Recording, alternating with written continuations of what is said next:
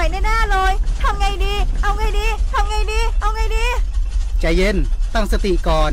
อย่าตื่นตระหนกก่อนอื่นเราต้องหาที่หมอบของต่างๆจะได้ไม่หล่นทับเราแล้วก็รอจนกว่าแผ่นดินไหวสงบแล้วค่อยรีบออกจากอาคารไปอยู่ที่โล่งกันอ๋อได้งั้นเราลงไปหลบใต้โต๊ะนักเรียนกันเพื่อนแผ่นดินไหวหยุดแล้วเรารีบออกไปอยู่ที่สนามกันเถอะภัยพิบัติเกิดขึ้นได้ทุกเมื่อรู้รับและปรับตัวลดความเสี่ยงจากภัยพิบัติด้วยความปรารถนาดีจากสำนักงานประชาสัมพันธ์ที่ 3 กรมประชาสัมพันธ์ก่อนจะฟังสปอตนี้เราอยากให้คุณทำใจดีๆเชื่อไหมว่ามีประกันภัยที่คุ้มครองการเสียชีวิตสูญเสียอวัยวะหรือทุพพลภาพในราคาแค่หลักร้อยแล้วไงนอกจากนี้ยังคุ้มครองดูแลค่าใช้จ่ายในการจัดงานศพในกรณีที่เสียชีวิตจากการเจ็บป่วยด้วยให้จริงดิทั้งหมดนี้อัตราเบี้ยประกันภัยแค่200ต่อเดือนเหรอถูกดีนะต่อปีอ้าวช็อกไปซะแล้วประกันภัย200ราคาถูกซื้อที่ไหนคุ้มครองเท่ากันรับเกิน100ให้ประกันภัย200กับคนที่คุณรักโดยสำนักงานคปภ.สายด่วนประกันภัย1186อย่าตายอยู่แล้วจะเจ้าไปรบร้อนที่ไหนกันนี่ในช่วงที่อากาศร้อนถึงร้อนจัดขอให้หลีกเลี่ยงการทำกิจกรรมกลางแจ้งในสภาพอากาศที่ร้อนจัดต่อเนื่องเป็นเวลาเมินโดยเฉพาะกลุ่มเสี่ยงและกลุ่มเปราะบางได้แก่เด็กเล็กผู้สูงอายุผู้มีโรคประจำตัวและผู้ที่ทำงานหรือกิจกรรมกลางแจ้งอาจจะเกิดโรคลมแดดหรือฮิสโตรกได้ควรดื่มน้ำบ่อยๆให้เพียงพอสวมใส่เสื้อผ้าที่ระบายความร้อนได้ดีหลีกเลี่ยงการดื่มเครื่องดื่มแอลกอฮอล์เนื่องจากอาจทำให้เกิดภาวะร่างกายขาดน้ำได้หากมีอาการเช่นอ่อนเพลียหน้ามืดเวียนศีรษะหัวใจเต้นผิดจังหวะเดินเซคลื่นไส้อาเจียนชักหรือหมดสติเมื่อรีบปฐมพยาบาลเบื้องต้นโดยนำผู้ป่วยเข้าที่ห่มนอนราบยกเท้าสูงถึง2ข้างถอดเสื้อผ้าใจผ้าจุบน้ำเช็ดลำตัวน้ำแข็งประคบศอกคอขาหนีบรักแร้หากอาการบ่ดีขึ้นเมื่อรีบส่งโรงพยาบาลหรือเรียกสายด่วนกู้ชีพกู้ภัย1669ทันทีด้วยความห่วงใยจากองค์การบริหารส่วนจังหวัดแปรอาบน้ำมันก็ไม่คลายหายร้อนรูปมอนก็ร้อนเหมือนดังไฟป่าเก็บออมมาตั้งนานข่าวดีสำหรับคนอยากมีบ้านธนาคารอาคารสงเคราะห์มีสินเชื่อปลูกสร้างที่อยู่อาศัยบนที่ดินของตนเองอัตราดอกเบี้ยต่ำยื่นกู้ตั้งแต่3มีนาคมถึง30ธันวาคม2568อนุมัติและทำนิติกรรมภายใน30ธันวาคม2568ผ่อนสบายสูงสุด40ปีกรณีทำประกันสินเชื่อดอกเบี้ยเดือนที่ 1-6 0.89% ต่อปีและกรณีไม่ทำประกันสินเชื่อดอกเบี้ย 1.29% ต่อปีวงเงินในโครงการมีจำนวนจำกัดติดต่อสอบถามที่ธนาคารอาคารสงเคราะห์สำนักงานสาขาแพร่054-621-490-5ธนาคารอาคารสงเคราะห์ทำให้คนไทยมีบ้านดูแลผูกพั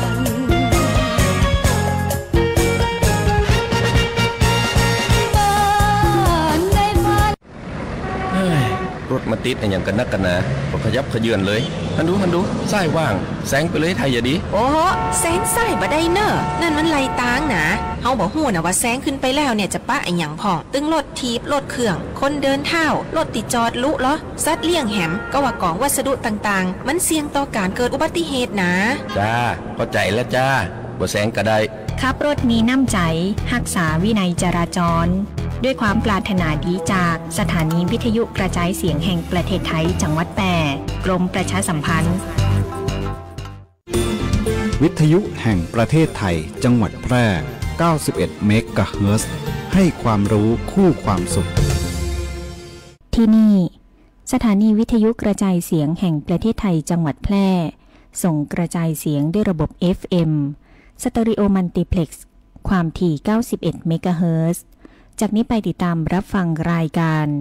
แพร่สารฝันพลังใจโดยเครือข่ายดี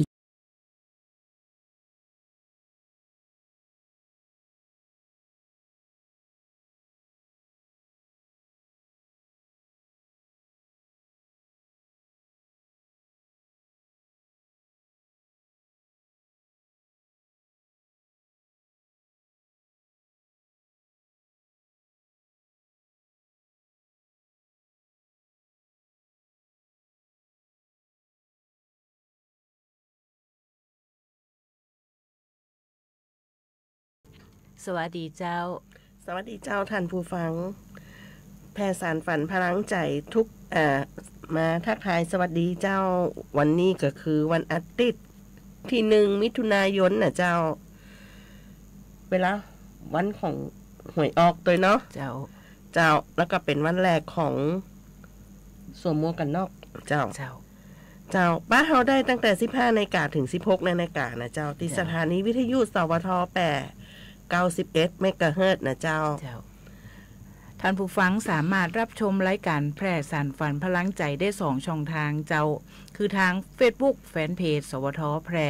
และวิทยุออนไลน์สวทแพร่สามารถโทรมาขอเพลงได้ที่เบอร์ 0545235516 เจ้าสำหรับวันนี้เขาก็มีเรื่องราวดีๆมาเหมือนเดิมนะเจ้าแต่ก็แนะนำตัวเก่าก่อนนะเจ้าวันนี้หมู่เฮา2 คนโดยมีข้าเจ้าเจี๊ยบจิตนาถยันยงเจ้าข้าเจ้าน้องยุ้ยสวรักษ์มีสิริเจ้าก่อนเข้ารายการก็อู้ก็เปื่อนอยู่เนาะวันนี้ไปจัดรายการไหมนะไปงั้นเปิดเพลงให้ฉันด้วยนะจัดฮื้อนางจิมเจ้ามอบฮื้อเพื่อนจามกรุงเทพนะเจ้าเป็นมาไกลแล้วนะเจ้ารับฟังพร้อมๆกันเลยนะเจ้าเชิญรับฟังได้เลยเจ้า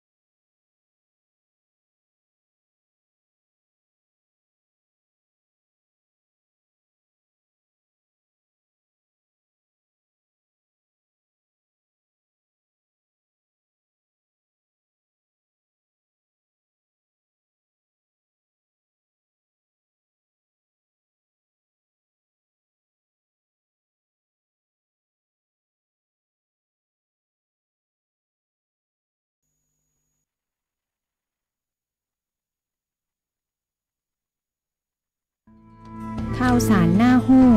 อู้ม่วนจวนฟังในช่วงอู้ข่าวเล่าสู่กันฟัง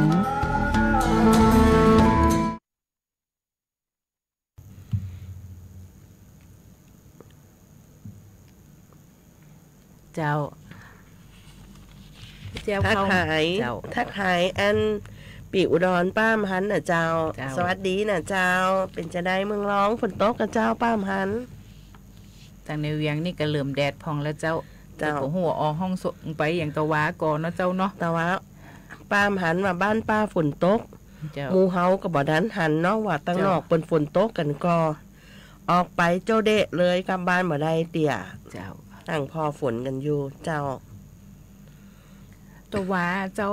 เนื่องด้วยตะวาเนี่ยเป็นวันงดสูบบุหรี่โลกเนาะเจ้าเนาะก็เลยไข้อู้เหลืองเนี่ยเจ้าเป็นว่าหยุดบุหรี่ก่อนชีวิตดับเจ้ามะเร็งปอดเป็นโรคที่พบมากและเป็นสาเหตุการตายในอันดับต้นๆทั้งเพศชายและเพศหญิงและเจ้าในประเทศไทยและอุบัติการของโรคนี่กำลังเพิ่มขึ้นอย่างรวดเร็วเจ้าโดยเฉพาะในเพศหญิงผู้ป่วยมะเร็งปอด90%เกิดจากการสูบบุหรี่เจ้าซึ่งสามารถป้องกันได้ธรรมชาติทางชีววิทยาของโรคมะเร็งเนี่ยนะเจ้าทำให้ผู้ป่วยเนี่ยเมื่อเริ่มมีอาการในขณะที่โรคอยู่ในระยะลุกลามและแผ่กระจายเป็นผลให้ผู้ป่วยประมาณ90%เสียชีวิตจากมะเร็งภายในเวลา 1-2 ปีเจ้าเจี๊ยบรุ่นเฮานี่นะยังว่าเปิ่นทำงานกันแล้วเปิ่นถึงจะสูบเนาะเจ้ามาเดี๋ยวนี้ละเด็กละอ่อนนี่ว่าขึ้นใหม่เนี่ยเปิ่นบ่ได้สูบบุหรี่แบบเป็นม้วนเป็นนั่นเนาะเป็นสูบบุหรี่ไฟฟ้าพุ่นนี่นะเจ้าก็ตะกี้น้องยุ้ยว่า 1-2 ปี1-2 ปีนะเจ้าโรคมะเร็งปอดนี่นะเจ้าพบมากที่สุดผู้สูงอายุประมาณ 50-75 ปีน้องยุ้ยผู้ป่วยส่วนใหญ่จะเป็นผู้สูบบุหรี่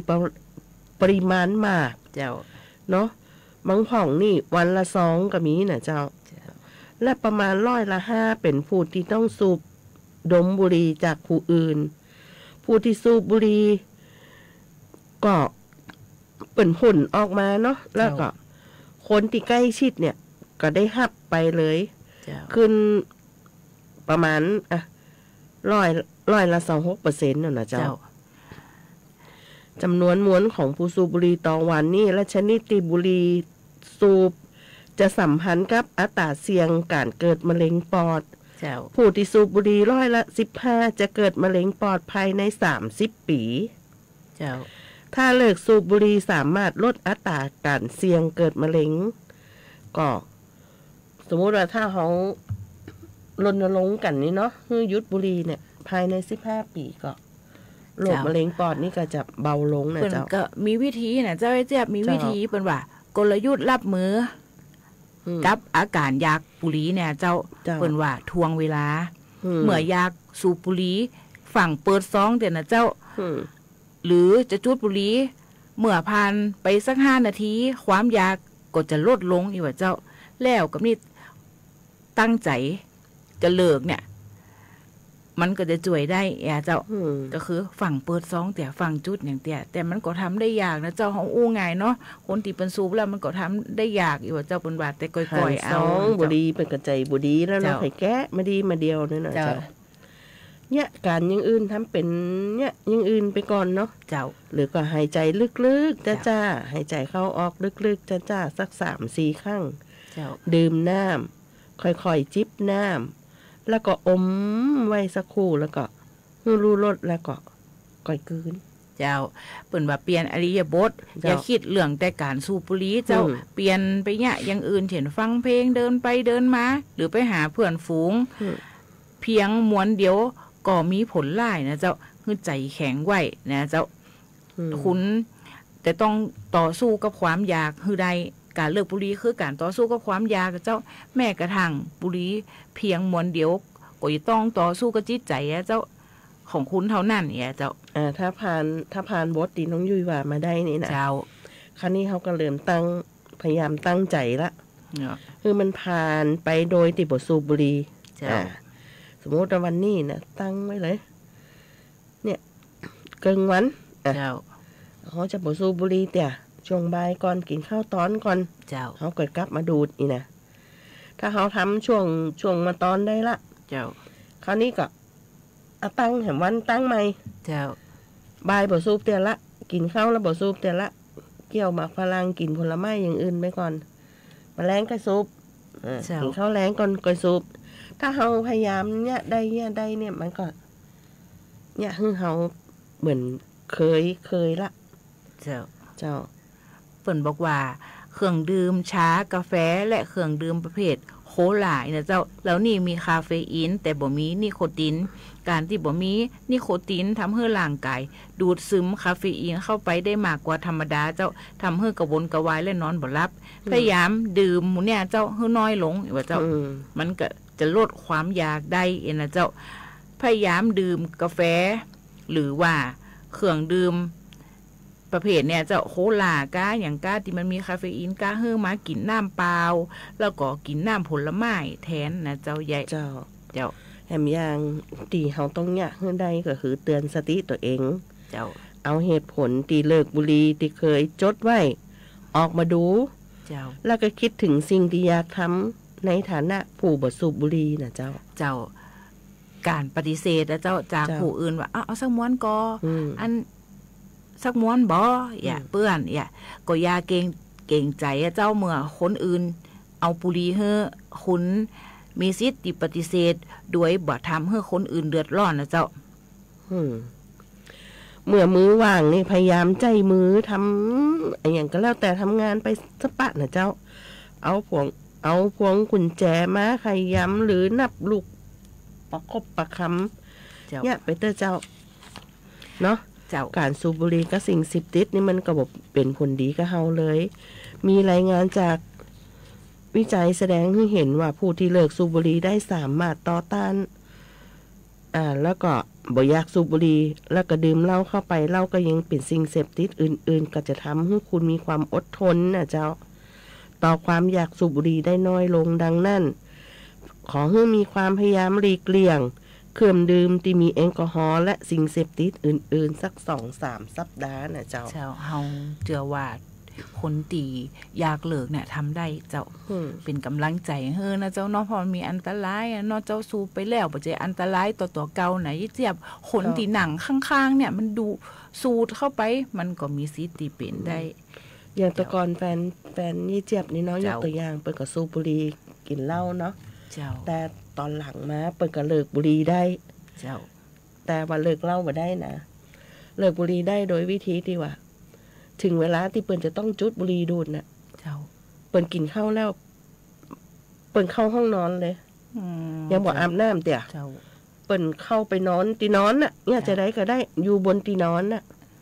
ทรมานเปิ้นก็ว่านะมันทรมานใหม่ๆเนี่ยทรมานขังตัวเองไว้ในห้องน่ะฝืนเนี่ยได้สักสัปดาห์ไปแล้วมันก็จะเป็นการชินบุหรี่เลิกได้แต่เหล้านี่เลิกบ่ได้เตี่ยน่ะเป็นว่าเจ้าเจ็บเจ้าอุทยานแห่งชาติแม่ยมเจ้าเปิ่นปิดการท่องเที่ยวแล้วนะเจ้าเปิ่นก็ฝากมาให้ประกาศว่าช่วงเนี้ยเจ้าเปิ่นปิดการท่องเที่ยวและภาคแรมนะเจ้าตั้งแต่วันที่1 มิถุนายนถึง30 กันยาเจ้าแต่เปิ่นบ่ได้ปิดกันเนาะเปิ่นว่าเข้าไปแอลได้อยู่ไปถ่ายรูปไปชมนั่นได้แต่เปิ่นบ่ฮื้อลงน้ำเพราะว่าน้ำมันขึ้นเยอะแล้วนะเจ้าเป็นห่วงเนาะเพราะมันเปิ่นว่าเป็นการปิดการท่องเที่ยวและภาคแรมประจำปีตัวเพื่อเปิดโอกาสให้ทรัพยากรธรรมชาติได้ฟื้นตัวตัวเจ้าเจ้าจะได้ก็ไปแอลได้แต่งดกิจกรรมอันนะเจ้าไปถ่ายรูปถ่ายอย่างได้อยู่ไปกินข้าวไปชมนั่นชมนี่ถ่ายรูปเก็บภาพได้เจ้าตะกี้ได้ยินเสียงโทรศัพท์นั่นเจ้าเปิ่นขอเพลงมาเนาะเฮาก็ให้เปิ่นฟังเพลงที่เปิ่นขอมาเจ้าฟังเพลงสักครู่นะเจ้า เ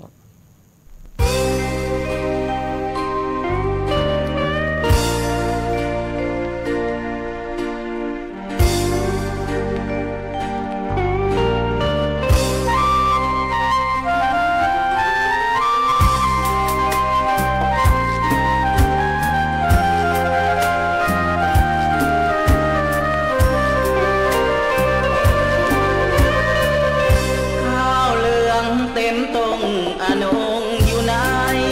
งอมหาปีกมาเมื่อใดอยู่ไหนอีนายน้องลาหมอกเมยหล่นลงเอิ้นอนงอย่าลืมบ้านป่าหน้าหนาวแล้วน้องจ๋าข้าวในนาสุกเหลืองล้างลา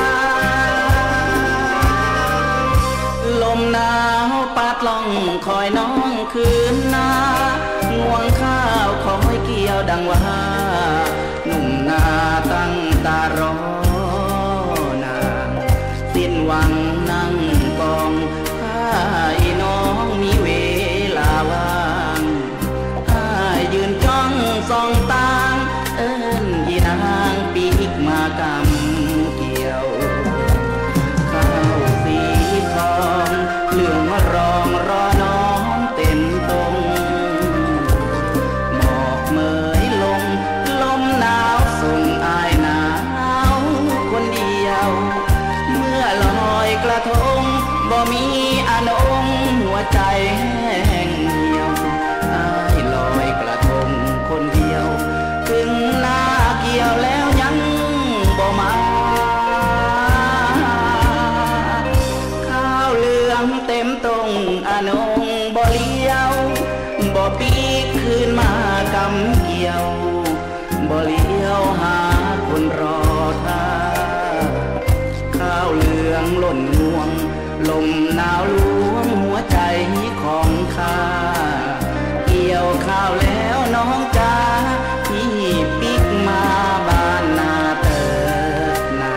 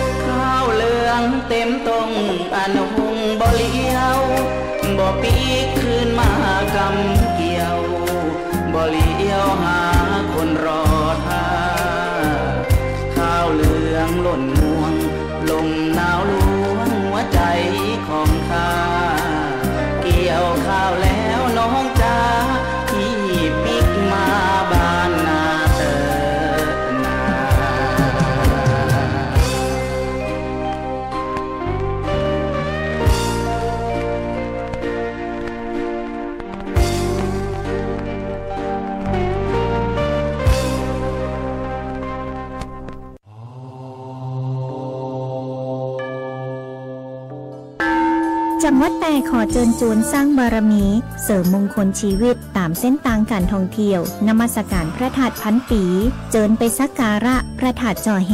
พระธาตุดอยเล็งพระธาตุสิงหอุตรนครพระธาตุสีจุ๋มพระธาตุหลวงใจจ้างกั้มพระธาตุหัวควงพระธาตุปงสนุกพระธาตุพระห่วงพระธาตุปูแจ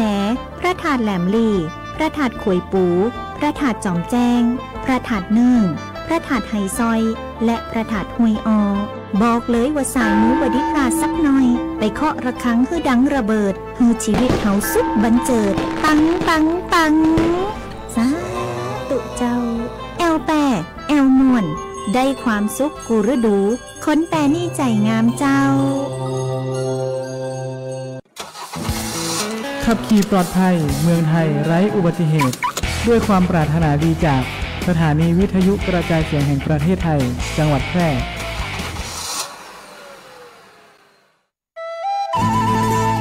อู้กันสบายๆได้ประเด็นในช่วงอู้ง่ายฝังมวล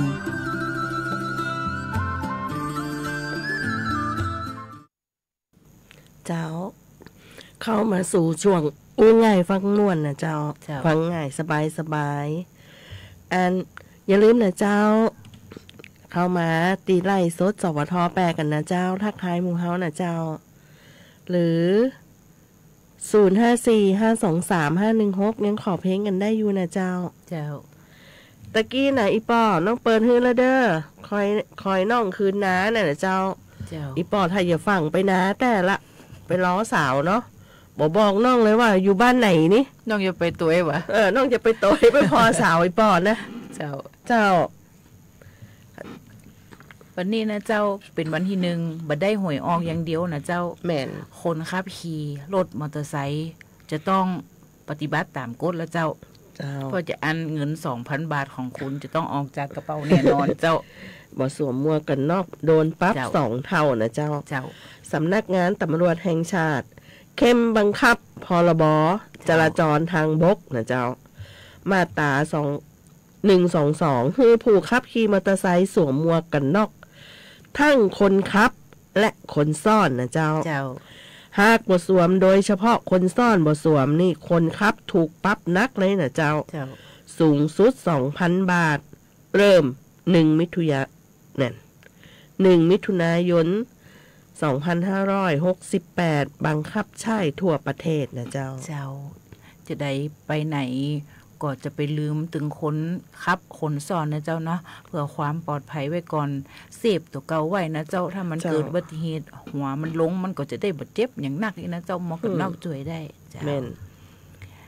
ป้องกันเนาะเจ้าต่อไปเฮาจะมาอู้เรื่องบัตรพิการฮือสิทธิประโยชน์ไอ้อย่างพ่องนะเจ้าเจี๊ยบเป็นว่าบัตรพิการเนี่ยนะ1ได้รับเบี้ยคนพิการเฉพาะผู้ที่ขึ้นทะเบียนมีบัตรประจำตัวคนพิการที่ถูกต้องและมีสิทธิ์ลงทะเบียนขอรับเบี้ยคนพิการคนละ800 บาทต่อเดือนเจ้าโดยสามารถยื่นคำขอร้องเบี้ยคนพิการได้ตีหน่วยงานในพื้นที่ตีตัวเก่ามีจื่ออยู่ตามทะเบียนบ้านกรณีที่อยู่ในกรุงเทพมหานครเนี่ยติดต่อได้ที่ฝ่ายพัฒนาชุมชนและสวัสดิการสังคมของสำนักงานเขตกรณีอยู่ในต่างจังหวัดติดต่อได้ที่สำนักงานเทศบาลและองค์การบริหารส่วนตำบลเจ้าอันที่2นะเจ้าการศึกษาฟรีนะเจ้าโดยบ่มีการใช้จ่ายตั้งแต่พบความพิการจนตลอดชีวิตเลยนะเจ้าพร้อมทั้งได้รับเทคโนโลยีสิ่งอำนวยความสะดวกสื่อบริการและความช่วยเหลือทั้งการศึกษานะเจ้าสามารถเลือกบริการทั้งการศึกษาสถานที่ศึกษาระบบและรูปแบบการศึกษาโดยคำนึงถึงความสามารถความสนใจแล้วก็ความถนัดและต้องการจำเป็นพิเศษของบุคคลนั่นนะเจ้าต่อไปก็คือการได้รับสิทธิคนพิการด้านการส่งเสริมอาชีพและคุ้มครองการมีงานทำของคนพิการเจ้าการฟื้นฟูเสริมการประกอบอาชีพอิสระบริการสื่อสิ่งอำนวยความสะดวกเทคโนโลยีหรือความช่วยเหลืออื่นใดเพื่อการทำงานและการประกอบอาชีพของคนพิการตามหลักเกณฑ์วิธีการและเงื่อนไขที่รัฐมนตรีว่าการกระทรวงแรงงานประกาศกำหนดและการจ้างงานคนพิการในสถานประกอบการหน่วยงานของรัฐและสถานศึกษาเอกชนเจ้าด้านการแพทย์นะเจ้าผู้พิการคนพิการที่มีบัตรประจำตัวคนพิการและลงทะเบียนกับสำนักงานรัฐประกันสุขภาพนะเจ้าแห่งชาติสามารถเข้ารับบริการได้นะเจ้าใจบริการสาธารณสุขของรัฐได้ทุกแห่งโดยบ่ต้องมีหนังสือส่งต่อเจ้าฟื้นฟูสมรรถภาพทางการแพทย์ได้แก่กายภาพบำบัดกิจกรรมบำบัดการประเมินหรือการแก้ไขการพูดฟื้นฟูการได้ยินฟื้นฟูการมองเห็นจิตบำบัดและพฤติกรรมบำบัดเจ้าอุปกรณ์ในการช่วยเหลือคนพิการนะเจ้าอุปกรณ์เทียมแล้วก็อุปกรณ์เสริมหรือเครื่องช่วยคนพิการนะเจ้านอกจากนี้ก็กรณีที่ว่าอุปกรณ์ขาเทียมหรืออุปกรณ์ที่ช่วยเหลือชำรุดนะเจ้าหรือบกพร่องจำเป็นต้องซ่อมแซมหรือเปลี่ยนแปลงสถานที่พยาบาลสามารถดำเนินการได้เลยนะเจ้าโดยผมคิดมูลค่าเจ้าบริการล่ามภาษามือเจ้าสำหรับคนหูหนวกมีสิทธิ์ยื่นคำขอเพื่อรับขอบริการล่ามภาษามือในกรณีต่างๆแจ้งรับบริการได้ที่สมาคมคนหูหนวกแห่งประเทศไทยอปต พมจ.สำนักงานเขตศูนย์คุ้มครองสวัสดิการสวัสดิภาพชุมชนกรุงเทพมหานครหรือหน่วยงานที่ประกาศกำหนดเช่นการใช้บริการทางการแพทย์และสาธารณสุขการสมัครงานการร้องทุกข์การกล่าวโทษหรือเป็นพยานการเข้าร่วมประชุมสัมมนาการฝึกอบรมรวมทั้งเป็นผู้บรรยายเจ้าแถมเฮายังขดซิทธิ์ของภาษีได้นะเจ้าย่อนภาษีซิทธิ์คนพิการยังสามารถขอลดย่อนภาษีได้โดยแจ้งหน่วยงานของกรมสรรพากรติดไปเสียภาษีนะเจ้าและบริการให้กู้ยืมเงินเจ้าเจี๊ยบเพื่อเป็นทุนในการประกอบอาชีพผู้พิการดีบรรลุนิติภาวะตั้งแต่อายุ20 ปีขึ้นไป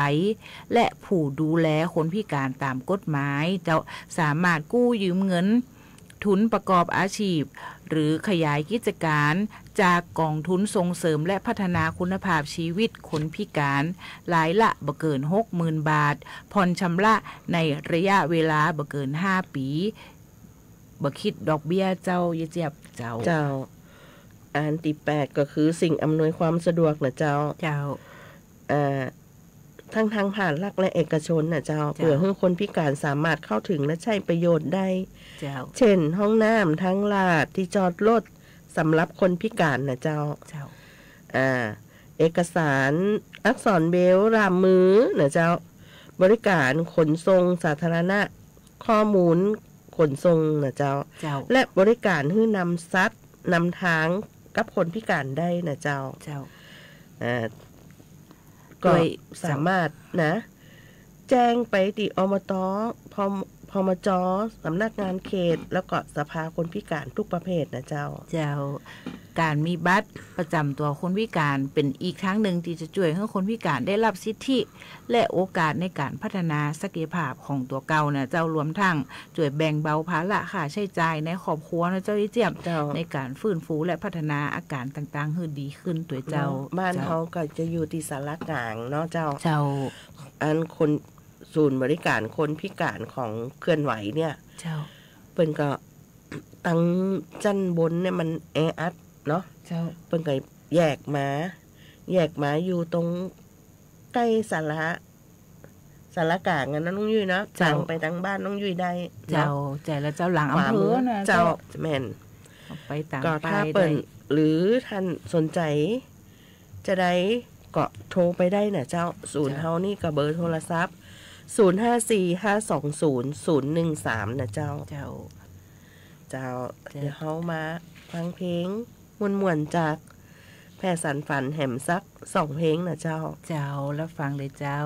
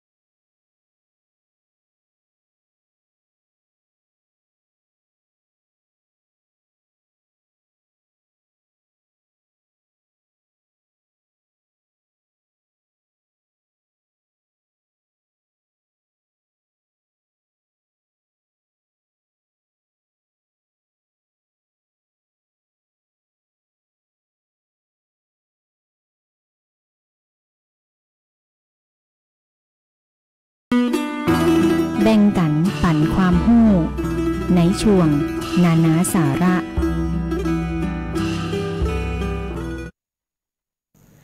เจ้านะสาระนะเจ้าแม่เดี๋ยวน้องเปิดเพลงเด้ออีแม่ฟังแต่ออนหนึ่งหวยแต่นะเจ้ามือไม่ฟังออนแต่นะเจ้ามาเดี๋ยวนี้น้องโอ๊ตนะเจ้าเปิ้นฝากประชาสัมพันธ์นะเจ้ากาดจองใต้นะเจ้าเปิ้นฝากประชาสัมพันธ์มาว่าช่วงนี้ปิดการก่อนเน้อเจ้าแม่ไข่ที่ว่าเป็นลูกก้าประจำแจ่น้ำแหล่เนาะแจ่น้ำสมุนไพรแจ่น้ำเจ้าต้องอยู่เกิดไปแจ่นะเจ้ามันสบายแต่เลยเจ้าเจ้าเดี๋ยวถ้าจะได้เปิดการ์ดมาได้ก็จะเปิ้นประชาสัมพันธ์ให้นะเจ้าช่วงนี้หน้าฝนนะเจ้าเอามาอู้กันเรื่องเอาจะดูแลผู้สูงอายุจะได้เนาะเจ้าการดูแลผู้สูงอายุในช่วงฤดูฝนควรเน้นย้ำเรื่องการป้องกันโรคทางเดินหายใจและอุบัติเหตุจากการลื่นล้มหรือตาวเนี่ยเจ้าด้วยดูแลให้อยู่ในสภาพที่อบอุ่นเจ้าเป็นจะได้นะสภาพอบอุ่นน้องยุ้ยสภาพอบอุ่นก็คือบ่าเนี่ยเจ้าบ่เย็นบ่ฝนซะเข้าไปหาเปิ้นนี่นะเจ้าหลีกเลี่ยงการเดินลุยน้ำหรือพื้นเปียกนะเจ้านอกจากนี้เดี๋ยวแยกขอกำเจ้าถ้าพื้นเปียกอย่างตะวาไปอบรมตีศูนย์ห้องซ่อกันเนาะของหมอสายเจ้าแล้วก็จะมีภาคประชาชนอสม.แล้วเปิดก็จะปาไปตรงเมฆวากเนาะแล้วก็ขยะรีไซเคิลเนี่ยมันอันใดมันจะมีขยะมันจะมี4ประเภทน้องยุ้ยเจ้ามันจะมีรีไซเคิลมีอะไรอย่างนี้นะอันตรายแล้วก็มูอสม.ก็มีแม่ไอ้อย่างบ้านชัยมงคลนะแม่อย่างเจ้าเปิ่นเต่าประตูก็ไม่ใช่อีกคนนึงป้าไอ้อย่างก็อ้วนๆนั่นเหรอเจ้าหอมเป็นเต่าเนาะก็ตอนนี้ก็คือรักษาตัวอยู่โรงพยาบาล8เขากำลังอู้ถึงผู้สูงอายุกันเลยแวะมาเพศกรรมเจ้าเดินเหินเบิดกับมื่นเจ้านอกจากนี้ควรดูแลสุขภาพของผิวหนังให้ชุ่มชื่นและป้องกันแมลงที่มีพิษที่อาจเพิ่มขึ้นในช่วงฤดูฝนเจ้าดูแลผู้สูงอายุก็อย่างที่น้องยุ้ยว่านะเจ้าดูแลร่างกายให้ความอบอุ่นเจ้าอย่างที่ยายเจี๊ยบถามไปว่าอยากจะได้ให้อบอุ่นสวมเสื้อผ้าที่แห้งและอบอุ่นเช็ดหัวให้แห้งทันทีที่โดนฝนเจ้าให้ความอบอุ่นแก่ร่างกายเช่นห่มผ้าหรือใส่ถุงเท้านะเจ้าก็คือหลีกเลี่ยงการที่ไปอยู่ในสภาพที่ว่าฝนมันอันนี้ได้กับเนี่ยเจ้าใส่เสื้อผ้าที่อบอุ่นนะเจ้าและที่สำคัญนะเจ้าระวังตาวนะเจ้าคนเท่าตาวเนี่ยมันหายจากกว่าละอ่อนนะเจ้าเนาะดูแลพื้นบ้านให้แห้งบ่ให้มีน้ำขังเจ้าที่สำคัญคือรองเท้าจะตาวก็ย้อนรองเท้าเนี่ยเจ้าที่บ้านก็จมนะป้าอย่างใส่รองเท้าจีอีนะอย่าป้าน้องนี่นะเจ้าปืนกะอันนี้เนาะรองเท้าที่มีพื้นกันลื่นนะเจ้าจะใส่ดีกว่าเจ้าหลีกเลี่ยงการเดินบนพื้นลื่นหรือเปียกอย่างบางบ้านเป็นขี้ไข่ขู่นะแย่เป็นสไตล์แล้วมันเป็นมื่นๆเนี่ยเจ้าเจ้ากะป้องกันกันตัวเจ้าก็ถ้าหากว่าจำเป็นก็ต้องไปเดินลุยน้ำนะเจ้าควรสวมรองเท้าบูทยาวหลีกเลี่ยงการเดินลุยน้ำท่วมเจ้าเพราะอาจทำให้เกิดโรคเท้าเปื่อยได้นะเจ้าดูแลสุขภาพผิวหนังเจ้ารักษาความสะอาดของผิวหนังใจครีมหรือโลชั่นเพื่อความชุ่มชื่นนะเจ้าหลีกเลี่ยงการเกาเมื่อมีอาการคันและที่สำคัญผู้ป่วยเบาหวานเจ้าเป็นแห้งนะเจ้าผิวแห้งแล้วเวลาเกาเนี่ยมันเป็นขุยแล้วก็อยากให้เป็นแผลเราหายอยากเจ้าทำลายแหล่งน้ำขังรอบบ้านนะเจ้าใจสายอเบดโรยต่ำหล่องน้ำขังนะเจ้าฉีดวัคซีนป้องกันโรคไข้เลือดออกนะเจ้าและที่สำคัญนะเจ้าดูแลสุขภาพทั่วไปเจ้าสำคัญเลยก็คือพักผ่อนให้เพียงพอรับประทานอาหารที่มีประโยชน์ดื่มน้ำให้เพียงพอรับวัคซีนป้องกันโรคตามที่แพทย์แนะนำเจ้า รับประทานอาหารติปรุงสุกเจ้าฝั่งกินแต่ลาบจิ้นลาบดิบเนี่ยนะเจ้าอาหารติรสจัดหรืออาหารดิบเนี่ยนะเจ้าแล้วหน้าฝนเนี่ยมันก็จะมีแมงเจ้ามีแมลงมีแมงมีพิษเนี่ยเจ้าอย่างแมงปองแมงตะขาบมันหนีหน้ามาเจ้าสวมรองเท้าเฮือมิดชิดหลีกเลี่ยงกิจกรรมกลางแจ้งในเวลากลางคืนวะเจ้าไปเมื่อคืนนะเจ้าไปเสาะนั่นเสาะนี่โอ้แมงเนาะไปใส่แมงนะเจ้าเฮ็ดเนาะเจ้าหลีกเลี่ยงการอยู่ในสถานที่มีอากาศหนาวเย็นเจ้าหากมีอาการไข้หวัดควรพักผ่อนและดื่มน้ำอุ่นนะเจ้าดูแลสุขภาพจิตใจของผู้สูงอายุนะเจ้าคอยดูแลและให้กำลังใจผู้สูงอายุ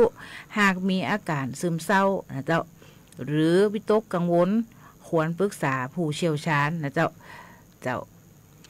เนาะผู้สูงอายุเฮาเนี่ยมีภูมิต้านทานต่ำกว่าคนหนุ่มสาวดังนั้นควรดูแลสุขภาพให้ดีเพื่อป้องกันโรคต่างๆที่อาจเกิดขึ้นในฤดูฝนนะเจ้าไหนๆก็ว่าถึงแมงแล้วเจ้าเดี๋ยวน้องจะเหลืองตีแมงตีมันอันนี้นะเจ้าเจ็บตีมันมากับฝนเนี่ยนะเจ้าระวังสัตว์ตีมากับฝนนะเจ้าก็เช่นแมงก้นกระดกเจ้าเจ็บเจ้าอันตรายเหมือนกันเนี่ยเจ้าถ้าโดนแมงก้นกระดกเนี่ยมันครบอย่างนะเจ้าก็ล้างน้ำด้วยสบู่และน้ำสะอาดหลายๆครั้งเจ้าประคบผิวด้วยน้ำเย็นและที่สำคัญก็ยุ้งนะเจ้าล้างทำความสะอาดบริเวณที่ยุ้งกัดนะเจ้าทายาที่มีส่วนผสมของเมนทอนหรือคาลาไมด์โลชั่นนี่นะเจ้าซัดมันนั่นก็จะมีอย่างน้องยุ้ยว่านะเจ้าแมงก้นกระดกยุ้งมีแมงมุมมีตะขาบมีงูนี่มันจะมาพร้อมกันหน้าฝนเจ้ามีแมงปองหนูเจ้าลูกชีหนูนะเจ้าเนาะแล้วก็เห็บแล้วก็กิ้งกือเจ้าตัวดีแล้วกิ้งกือนี่นะทุกบ้านนะซัดมูนี่ครบก็ล้างน้ำเจ้าสบู่เนี่ยเจ้าแล้วน้ำด้วยสะอาดเจ้าเนาะเวลาเจ้า1 ชั่วโมงกำเดียวเนาะเจ้าน้องยุ้ยเจ้าแผ่สารฝันพลังใจช่วงสุดท้ายเจ้าก็จะได้ก็ฝากรายการไว้ตัวนะเจ้าท่านสามารถติดตามแผ่สารฝันทั้งไล่สดสวท8วิทยุออนไลน์ได้ทุกวันเสาร์และวันอาทิตย์นะเจ้า 15:10 นาทีถึง 16:00 นเป็นขอบคุณทุกท่านทุกกำลังใจทุกสายที่โทรเข้ามาทักทายไล่สดแล้วก็จะได้หมู่เฮาก็จะนำรายการดีๆเนื้อหาดีๆหรือ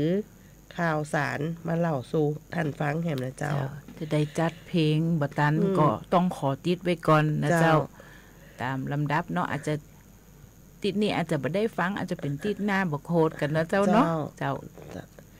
ก็ต้องนำรายการแผ่สารฝันจากลาสำหรับวันนี้นะเจ้า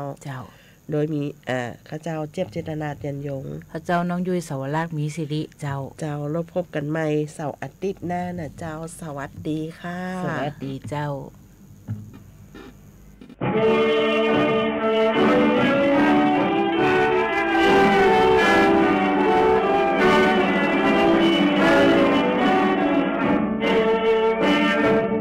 น้ำใจแห่งมิตรอันควรอารีก็คือคนที่เขามีเมตตารู้จักเกื้อกูล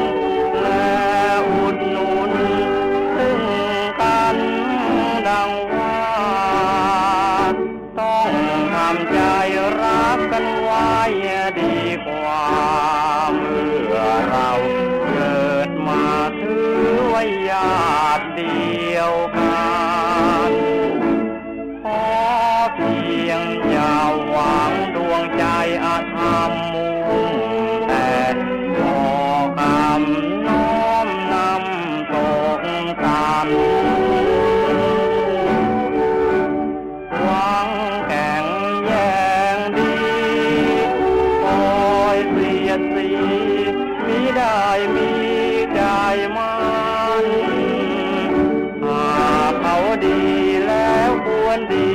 เกื้อกันอย่ามัวเสียดฉันมิตรสัมพันธ์จะคลายทุกวันโลกนี้มันเป็นความจริงต้องต่างพึ่งพิงแล้วจึงสมหมายใช้อยู่รำพังจะหวังได้ดังใจกายอุทาหรณ์นี้ที่ไม่ควรนายหากมีโชคร้ายแล้วยังได้พึ